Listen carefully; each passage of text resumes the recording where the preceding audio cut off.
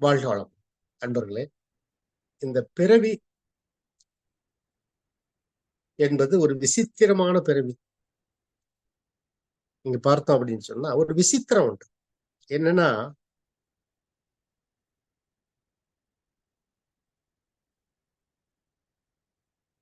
நம்ம இங்க பிறக்கணும்ட்டு பிறக்கல. But we have born. We have born. அப்ப நான் பொதுவாக எல்லாருமே கேட்க சிலவங்க பெற்றோர்கிட்ட கோபித்துக் கொண்டே கேட்பாங்க, எதுக்காக என்னை பெத்தீங்க அப்படிமா. அப்போ இன்னைக்கு எதை வச்சு சொல்றோம் அப்படின்னா, நமக்கு ஒரு ஐடென்டிட்டி வச்சுட்டோம். பேர் இருக்குது, ஊர் இருக்குது, படிப்பு இருக்குது, சொத்து இருக்குது. இதெல்லாம் வச்சு ஒரு ஐடென்டிட்டி கொடுத்துட்டு, இதை ஏன் நீ பெத்த அப்படின்னு நம்ம எதுக்கு ஒய் வி ஹேவ் பார்ன் அப்படிங்கிற மாதிரி. ஆனா ஒரு தனிப்பட்ட நபர் இங்கு பிறக்கல.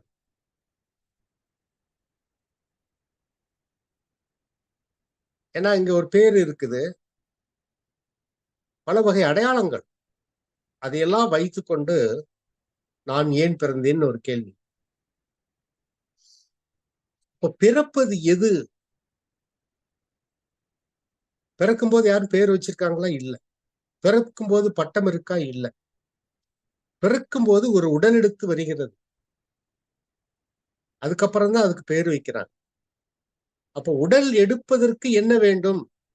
உயிர் வேண்டும். இது எல்லாருக்கும் தெரியும். பிறப்பெடுப்பதற்கு உயிர் வேண்டும். உயிர் மட்டும் இருந்துப்பா போதுமான்னு கேட்டா, சயின்ஸ்ல உயிர் இருந்தா போதும்னு சொல்லிருக்கு. ஆனா ஸ்பிரிச்சுவல்ல சொல்லும் பொழுதுதான் அது ஆன்மா என்று சொல்லும். அப்போ இங்க பிறப்பு எடுப்பதற்கு மூலமாக இருப்பது ஒரு ஆன்மா. அந்த ஆன்மாதான் இங்கு பிறப்பு எடுக்குதுங்க. ஆன்மாதான் இங்கு பிறப்பு எடுத்து கொடுத்து ஒரு உடல் எடுக்குதுங்க.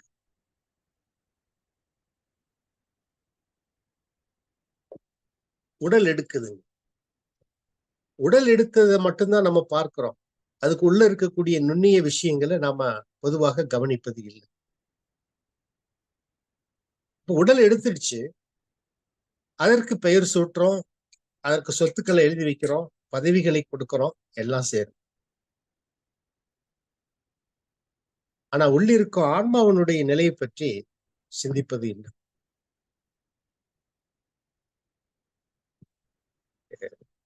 ஒரு சிலர் தான் கேட்கிறாங்க, ஏன் எனக்கு துன்பம் வரணும்?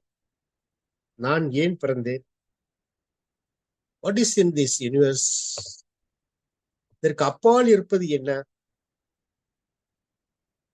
நட்சத்திரம்னு சொல்றாங்க, நட்சத்திர மண்டலங்கள்னு சொல்றாங்க. இதுக்கு அதையும் தாண்டி இருக்கக்கூடியது என்ன?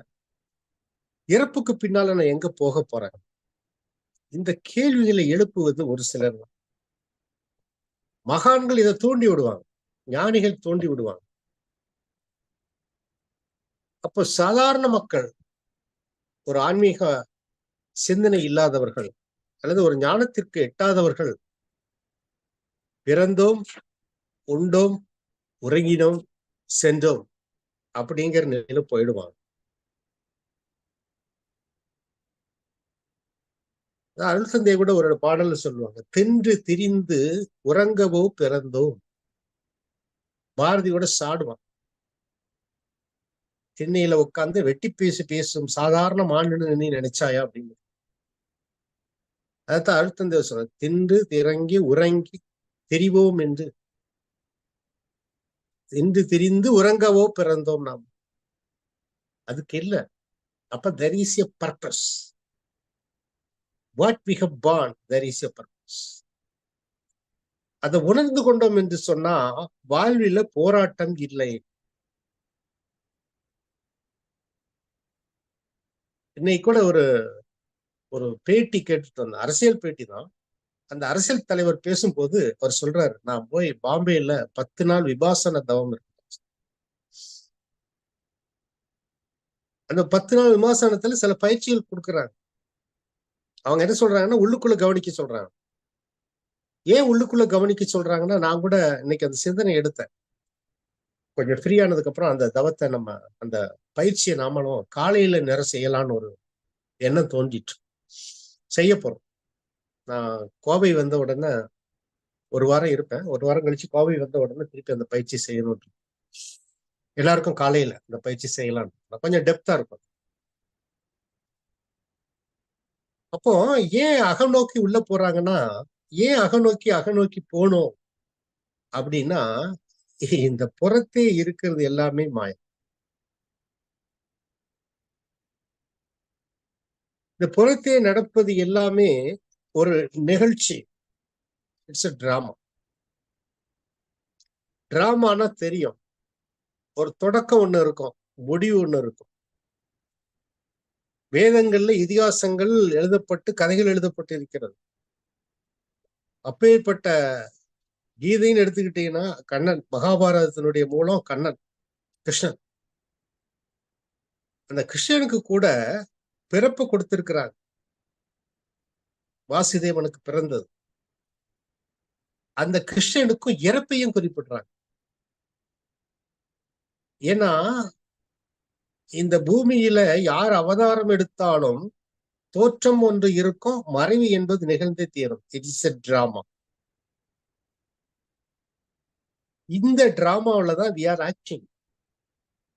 நம்ம ஒவ்வொருவரும் நடித்துக் கொண்டிருக்கிறோம். இதற்கு ஒரு முடிவு என்பது எண்ட் என்பது there is an end. Then what will happen after this end? இந்த நிகழ்வுக்கு அப்புறம் நடப்பது என்னவாக இருக்கும்? அதை சிந்திக்கிறவங்க தான் ஞானிகள், யோகிகள், ஞானத்தை தேடுபவர்கள். ஏன்னா தெரியுது, தொடக்கம் ஒண்ணு இருக்குது, முடிய போகுதுன்னு ஒண்ணு தெரியுது நமக்கு. இப்ப எல்லாமே முடிஞ்சு போயிடும். நான் அடிக்கடி தற்செயல் வகுப்புல ஒண்ணு சொல்லுவேன். இப்போ உங்க வீடு யாருகிட்ட இருக்குது? உங்ககிட்ட இருக்கு. எத்தனை வருஷம் அந்த வீட்டுல இருப்பீங்கன்னு நினைக்கிறீங்க? சார் ஒரு 25 வருஷம் இருப்போம் சார். 50 வருஷம் கழிச்சு அந்த வீடு யாருகிட்ட இருக்கும்? பிள்ளைகிட்ட இருக்கும் அல்லது வித்துருவாங்க. 200 வருஷம் கழிச்சு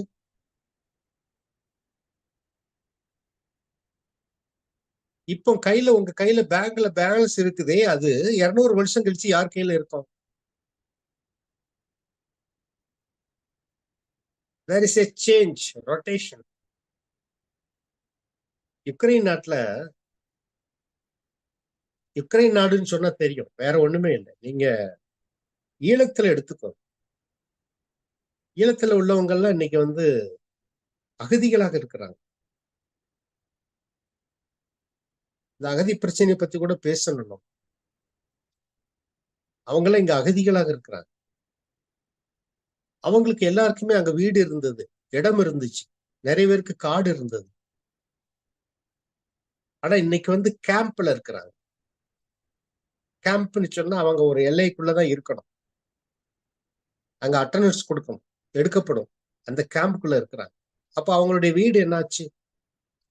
உக்ரைன் நாட்டுல அதே போல ரஷ்யாவுடைய போர்ல எல்லாம் இடம் பெயர்ந்து எங்கெங்கயோ போயிட்டாங்க. சொத்து எல்லாம் போச்சு, இழப்பு ஏற்படும். அது ஒரு நிகழ்வுன்னு வைத்துக்கொள்ளலாம். அதே போலதான் வாழ்க்கையும் எல்லாத்தையும் விட்டு விட்டு சென்று விடக்கூடிய ஒரு நிலை. அப்போ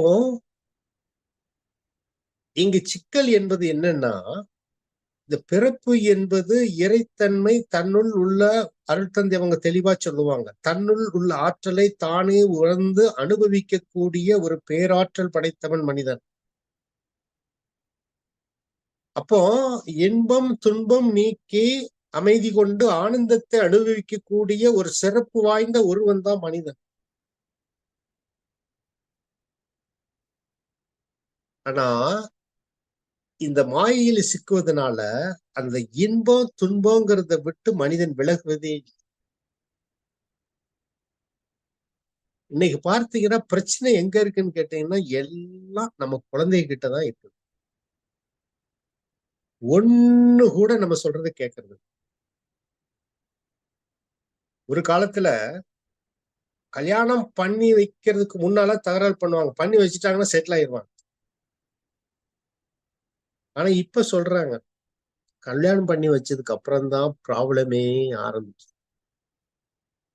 அந்த பிள்ளைகளுக்கு சமரசம் பண்ணி வைக்கிறதுக்குள்ள இந்த பெற்றோர்கள் படுற பாடு, அந்த அம்மாமார்கள் படுறாங்களே பாடு, எரிச்சல் வருது. நமக்கே சினம் வந்துடும் அந்த பெற்றோர்களுடைய வருத்தத்தை பார்க்கும் பொழுது. இப்படியெல்லாம் இருக்காங்களா அப்படின்னு சொல்லி. நிறைய குடும்பம். இப்பவும் நான் வந்து பாருங்க, பொண்ணு வீட்டுல உட்கார்ந்துட்டு இருக்கிறேன். இழுபறி தான். ஏன்னா பேரனை கொண்டு போய் ஸ்கூல்ல விடணும். எனக்கு ஹீட் தாங்க முடியல. டாக்டர் ரொம்ப ஹீட்டுக்குள்ள போகாதீங்கன்னாரு. பரவாயில்ல, இன்னைக்கு ஏசியில போட்டு ஏசிலேயே வந்துட்டேன். பிரச்சனை இல்லை. வீட்டுக்குள்ள வந்து இங்க தாங்க முடியல. இப்போ நான் ஏசி ரூம் எல்லாம் அந்த பக்கம் இருக்குது. அதுல சிட்டிங் உட்கார முடியாது. சரி, பொண்ணை கல்யாணம் முடிச்சு கொடுத்து எத்தனை வருஷம் ஆச்சு? 15 வருஷம் ஆயிடுச்சு. இனியும் சப்போர்ட் பண்ணிக்கிட்டே இருக்க வேண்டியது. கல்யாணம் முடிச்சு கொடுத்தா எல்லாம் முடிச்சுன்னா அந்த காலத்துல அவ்வளவுதான். குழந்தை முடிஞ்சுச்சு. பட் இன்னைக்கு நம்மளுடைய பாசம் தான் கெடுக்குதுங்க. ஏன் உங்களுடைய சுதந்திரத்தை யார் கொடுக்க சொன்னா, என்னுடைய பாசம் இருக்குது, ஐயோ புள்ள கூப்பிட்டுட்டாலேன்னு ஓடியாந்துட்டேன் நான். இந்த நிலைமை தான். இது வந்து சின்ன விஷயம். ஏன்னா டைம் நான் வீட்டுல அங்க ஃப்ரீயா இருக்கிறேன். கொஞ்சம் வில்லேஜ் ஒர்க் தான் இருக்குது. அதை கொஞ்சம் தள்ளி வச்சுக்கிட்டு கொஞ்சம் செட் பண்ணிட்டு ஓடியாந்துட்டேன். முடிஞ்சதுனால வர்றேன். இல்லைன்னா வர முடியாதுன்னு தான் சொல்லுவேன் நான். அப்போ இன்னைக்கு இந்த மானுடம் என்பது அறியாமை என்று ஒன்று இருக்கிறதுனால இந்த இன்ப துன்பத்துக்குள்ளே சிக்குது. உடலாலையும் துன்புறுது, மனதாலையும் துன்புறுது. அதனாலதான் நான் வந்து பொதுவாக சொல்லுவேன் நான், நீங்க வந்து பெற்றோர்கள் கொஞ்சம் திடமாக இருங்க, பிள்ளைகளை கண்டுக்கிடாதீங்க அப்படின்னு. ஏன்னா கத்து கொடுத்தாச்சு, வாழ்க்கையை கொடுத்தாச்சு, வாழ வேண்டியது அவங்களுடைய பொறுப்பு. எனக்கு பக்கத்துலதான் நான் கூட சொன்னேன்னு நினைக்கிறேன். என்னுடைய வீட்டுல அவங்களோட ஒர்க் பண்ண ஒரு டீச்சர் பக்கத்துல இருக்கிறாங்க. அவங்க வீட்டுக்காரர் கிடையாது. பையன் வந்தான், அம்மா அந்த பொண்ணையை லவ் பண்றேன், வசதியான இடம், அங்கதான் இருக்கலான்ட்டு. ரொம்ப சந்தோஷமான்ட்டு எல்லாத்தையும் கட்டி கொடுத்து பெட்டியை தூக்கி வெளியில வச்சு கதவை பூட்டிட்டான். நீ போயிட்டு சந்தோஷமா அங்க போய் இருப்பா அப்படின்னு சொல்லியாச்சு. அவங்க அலோனா இருக்கிறாங்கப்பா. இல்ல மறுப்பு சொன்னா, நான் சொந்தத்துல வைக்கிறேன் அது வைக்கிறேன்னு சொன்னா பிரச்சனை உருவாகும். Take it easy, take it easy. அதுதான் லைஃப்ல தேவை. நடப்பதை நிகழ்வதை பார்த்து கொண்டு there is no judgment, there is no reactions, but do your duty, do your duty. உன்னுடைய காரியத்தை நீ கரெக்டா செய்யுங்க. விளைவு அப்படி இருக்கு இப்படி இருக்கு அதை பத்தி நீ கவலைப்படாது. ஒரு நிகழ்வு டோன்ட் கிவ் ஜட்ஜ்மெண்ட். ஏன் நடக்குதுன்னு நம்மளால ஜட்ஜ்மெண்டே கொடுக்க முடியாது.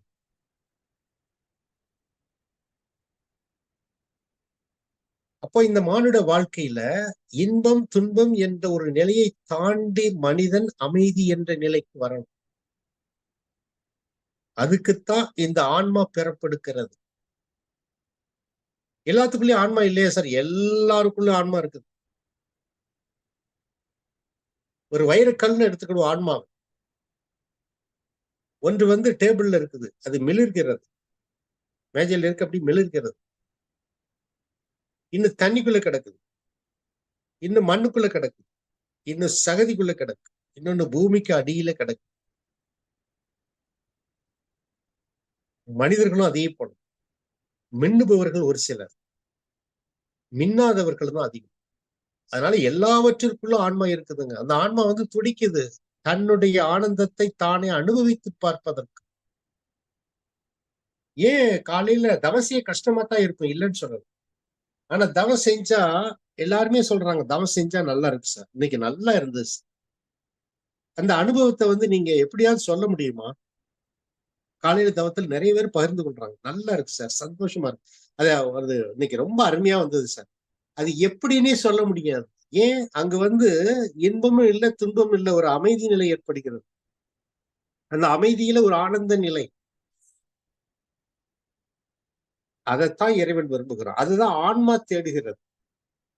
அப்போ உங்களுடைய ஆன்மாவுக்கு நீங்கள் கொடுக்க வேண்டியது ஒரு அமைதி நிலை, ஆனந்த நிலை. அதுதான் இந்த பிறப்பு. அப்போ வாழ்கிறோம், இந்த பாடி வைத்துக்கொண்டு வாழ்கிறோம், உறவுகள் இருக்குது. அதனால உறவுகளோட டச் இருக்கணும். ஆனா உறவுகளுக்காக துன்பப்பட வேண்டிய அவசியமே இல்லை. துன்பப்பட வேண்டிய அவசியமே இல்லை. குறிப்பாக குழந்தைகளை வச்சு அப்படி பண்றாங்க, இப்படி பண்றாங்க. நல்லா இருக்கட்டும், செய்ய வேண்டிய ஹெல்ப் பண்ணுங்க. அதையும் மீறி அவங்க பண்றாங்கன்னு சொன்னா லீவ் இட், லெட் இட். அவங்களுக்கு வாழ தெரியும். நீங்க குழந்தைகளுக்காகவே கடைசி வரை வாழ்ந்துட்டீங்கன்னு சொன்னா இந்த ஆன்மாவுக்காக வாழ்வது எப்போது? சொத்துக்காகவே வாழ்ந்துட்டோம்னு சொன்னா இந்த ஆன்மாவுக்காக வாழ்வது எப்போது? சிலர் தொழிலுக்காகவே வாழ்வாங்க. நான் இப்ப ரீசெண்டா கூட ஒரு அன்பர் பார்த்தேன். அவர் வயசு 78 ஆயிடுச்சு. மண்ட பொறுப்பாசிரியர். முடியல செல்வி. ஐயா எனக்கு முடியல, பேசாம தொழில விடுங்கன்னு சொன்ன. ஆமாங்க, ரொம்ப நாளா சொல்லிட்டு இருக்கிறேன். இப்பதான் ஆமா நீங்க சொல்றது சரிதான், அதனால இந்த தொழில விட்டுறலான்னு இருக்கேன். கொடுக்கறவங்க கிட்ட கொடுத்துட்டு அமைதியா வீட்டுல இருக்கலாம். நான் சொன்ன 50 வயசுக்கு அப்புறம் நீங்க தொழிலை நம்பி இருக்காதீங்க. அட்லீஸ்ட் 50 வயசுலயாவது ஒரு ஆன்மீக தேடுதல் என்பது வரணும். அங்கேயாவது ஒரு தேடுதல் வரணும். 50 வயசுக்கு அப்புறமும் நீங்க ஓடி உழைச்சி என்ன பண்ண என்னத்தை சாதிச்சிட போறாங்க? ஒண்ணுமே இல்லைங்க. Nothing in this one. ஆன்ம அனுபவம், அந்த ஆனந்த உணர்வு, அந்த அமைதி உணர்வு, அது கிடைப்பதற்கு தவம், தியானம், ஒழுக்கம் அதுதான் தேவை. அதற்கான வழிமுறைகள் என்னன்னு நம்ம பார்க்கணும். அதற்கான வழிமுறைகள் என்ன? அதை நம்ம சரியா கடைபிடிச்சோம்னு சொன்னா நல்ல ஒரு உயர்வு வாழ்க்கையில கிடைக்கும். நம்ம இன்னும் அதாவது பக்தி மார்க்கத்துல இப்ப கூட ரீசெண்டா பார்த்தேன். சில மகான்களை பொருளாதாரத்துக்குன்னே வச்சுக்கிடுறாங்க. இவரை நீங்க கும்பிட்டீங்கன்னு சொன்னா 10 நாள்ல உங்களுக்கு 1 கோடி ரூபாய் கிடைக்கும், 10 லட்சம் கிடைக்கும், 1 லட்சம் கிடைக்கும், செல்வம் பெருகும்.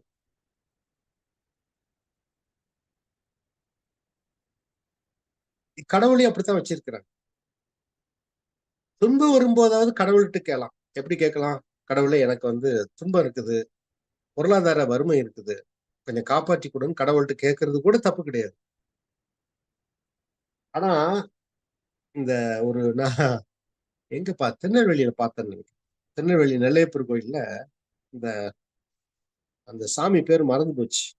அவர்கிட்ட போனா பொருள் கிடைக்குமாமா, நல்ல பொருள் வளம் கிடைக்கும் அப்படின்னு சொல்லிட்டு, நல்ல ஐஸ்வர்யம் ஆகும், நல்ல பொருள் கிடைக்கும்னு சொல்லிட்டு அங்க அவர் அந்த சாமியை நல்லா தங்கத்துல வச்ச மாதிரி வச்சிருக்கிறாங்க. ஜில்லி ஜில்லி ஜில்லிட்டு அங்க இருக்கிற ஐயனும் ஜில்லி ஜில்லி இருக்காரு. சரியான கூட்டம். இங்க என்னன்னு கேட்டேன். அப்பதான் சொன்னாங்க, இந்த சாமியை கும்பிட்டா நல்ல பொருள் கிடைக்கும். நெல்லையப்பர் கோயில்ல வலது பக்கம் சுழண்டு வரும் பொழுது, பிரகாரம் சுத்தி வரும் பொழுது, இடப்பக்கம் போய் சுத்தி வரும் பொழுது, வலப்பக்கம் முடியும் போது அந்த இடத்துல இருக்குது ஒரு கோயில். ஞாபகம் வரல எனக்கு, ரொம்ப வருஷம் ஆயிடுச்சு. அங்க நான் பார்த்தேன். அதுக்குள்ள உள்ள போறதுக்கு அங்கதான் நிறைய கொடுக்குறாங்க காசு எல்லாம். பாத்தீங்கன்னா அவங்க வந்திருக்கிறவங்க அத்தனை பேரையும் பெரிய பெரிய பணக்காரங்க. அப்ப என்னன்னா தன்னுடைய செல்வத்தை பெருக்குவதற்கு வர்றாங்க. பக்தி மார்க்கம். ஆனா பக்தி மார்க்கத்துல சரண்டர்னு ஒண்ணு இருக்குது. இறைவனுடைய இறைவா எது வேண்டுமானாலும் எனக்கு கொடு, உன்னிடம் கேட்பதில்லை. அதான் கேட்கவே மாட்டாங்க. அதான் ஒரு ஞானி சொல்றாரு இறைவன்கிட்ட, இறைவா என்னுடைய தேவையை நான் கேட்பேன், அது வேணும் இது வேணும்னு சொல்லி. ஆனா நீ அதெல்லாம் கொடுத்துறாரு. எனக்கு என்ன தேவைன்னு உனக்கு தெரியும், அதனால நான் கேட்கறதெல்லாம் நீ கொடுக்காது. அப்படி இறைவனுக்கிட்ட ஒரு வேண்டுதல் வைக்கிறார் ஒரு ஞானி. என்ன அருமைன்னு பாரு. அதனால இந்த நிகழ்வுகள் கிடைக்கக்கூடியவை அது எல்லாமே சஞ்சித கர்மம், பிராரப்த கர்மத்தினுடைய அடிப்படையில் நிகழ்கிறது. 2 கர்மங்கள் கண்டுபிடிக்க முடியாது. ஏன் கஷ்டப்படுறாங்க? கண்டுபிடிக்க முடியாது. ஏன் சந்தோஷமா இருக்கிறாமா? நீ கண்டுபிடிக்க முடியாது. அது கேட்டா பூர்வ ஜென்மமா சஞ்சீத கர்மன்றுவாங்க. பிராரப்த கர்மத்தில் நடைபெறக்கூடிய நிகழ்வுகள் உண்டு. ஆனா ரெண்டையுமே உங்களால சொல்லவே முடியாது. எத்தனை ஜோதிடர்களாலும் கூட கணிக்க முடியாது. சஞ்சீத கர்மம், பிராரப்த கர்மம். பிராரப்த கர்மத்தை கூட சொல்லலாம், சஞ்சீத கர்மத்தை சொல்ல முடியாது. ஏன்னா இன்னைக்கு பிராரப்த கர்மா நாளைக்கு நம்முடைய குழந்தைகளுக்கு சஞ்சீத கர்மமாக மாறும். அப்ப என்ன செய்கிறோம் என்பதே தெரியாது, என்ன நிகழ்கிறது அப்படிங்கிறது தெரியாது.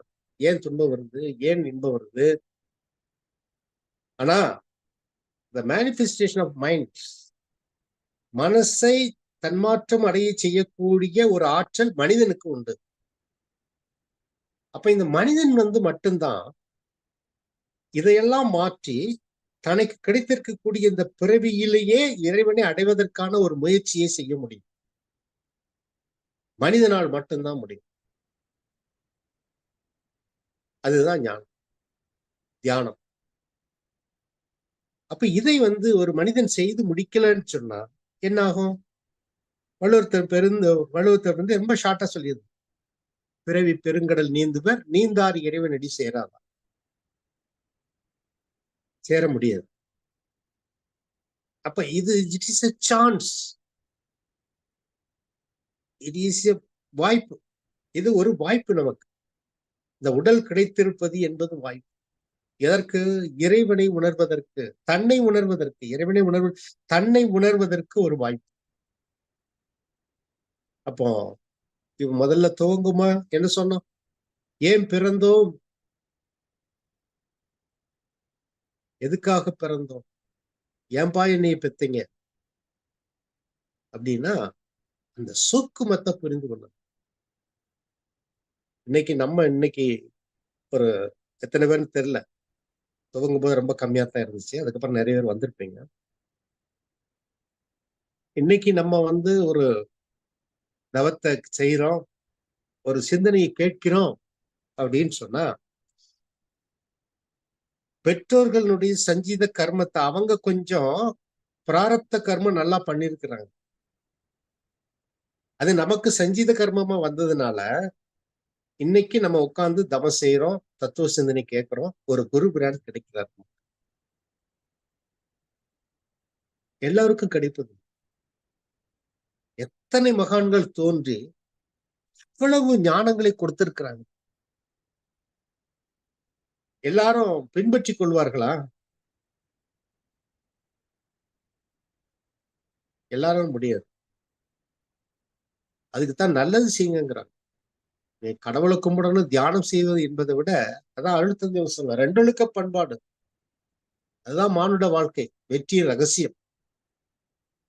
ரெண்டொழுக்க பண்பாடு பின்பற்றினாலே போதும், வாழ்க்கையில் கிடைக்க வேண்டியது, அடைய வேண்டியது தானாக. அவங்களுக்கு தான் குருமார்கள் தானாக வருவார்கள், தானாக உபதேசம் கொடுப்பாங்க, எல்லாமே நிகழும் அவர்களுக்கு. ஏன்னா அந்த சஞ்சீத கர்மா நல்லா இருக்குது, பிராரப்த கர்மா நல்லா இருக்குது, குரு என்பவர் தானாக வருவார். இயற்கை அவர்களுக்கு கொடுக்குது. அந்த ஆன்மா மிளிர துவங்குகிறது, ஆன்மா பிரகாசிக்க துவங்குகிறது. இதான் நிகழுது. அப்ப அதற்கு நாம இந்த பிறப்பினுடைய ரகசியத்தை உணர்ந்து புற வாழ்க்கையை மதிக்கணும் அவமதிக்கணும்னு இல்லை. நீங்க மதிக்கவும் வேண்டாம், அவமதிக்கவும் வேண்டாம். Just watch, just watch. Don't get involved. Don't give judgment. Don't react.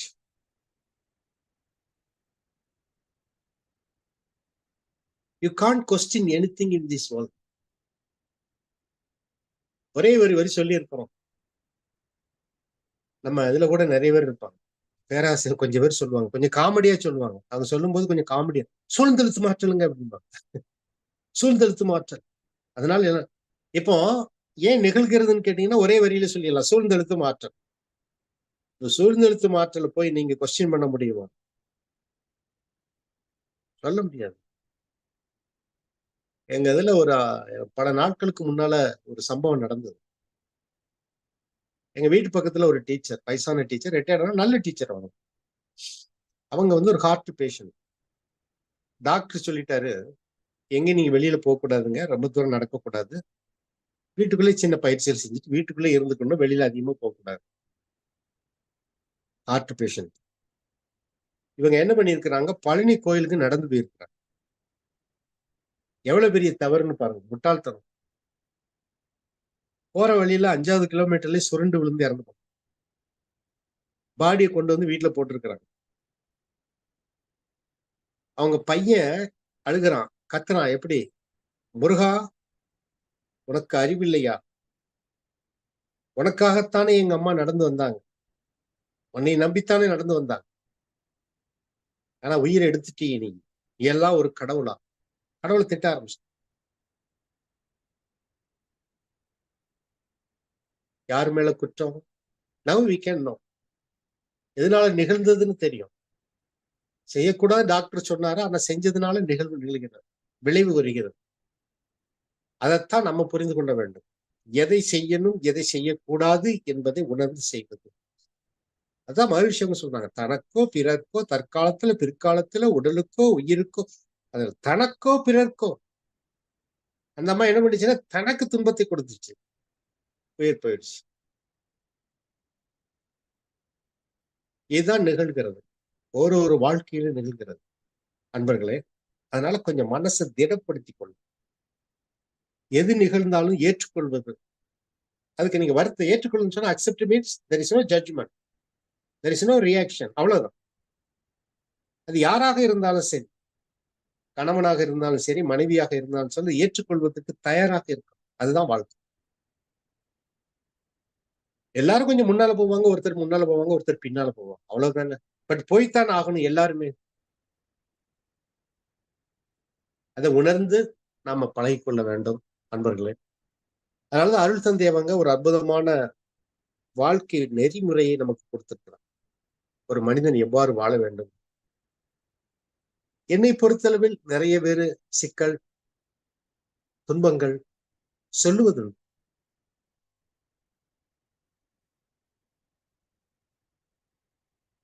But நீங்க உண்மையிலேயே இறைவனிடம் உங்களை ஒப்புவித்து விட்டால், நீங்கள் இறைவனிடம் சரண்டர் ஆகிவிட்டால், சரணாகதி ஆகிவிட்டால், உங்களுக்கு நிகழ்வது எல்லாமே நன்றாகத்தான் இருக்கும். இப்ப துன்பம் வராம இருக்கு சார் கேட்டா, துன்பம் வராம யாருக்குமே இருக்காது. அது ஏற்றுக்கொள்ளக்கூடிய திறன் எந்த அளவுக்கு இருக்குங்கிறத பொறுத்துதான் இருக்கு. அக்செப்ட். அந்த மனோ திடம், அதுதான் தேவை. இன்னைக்கு நிறைய பேருக்கு அந்த திடம் இல்லை.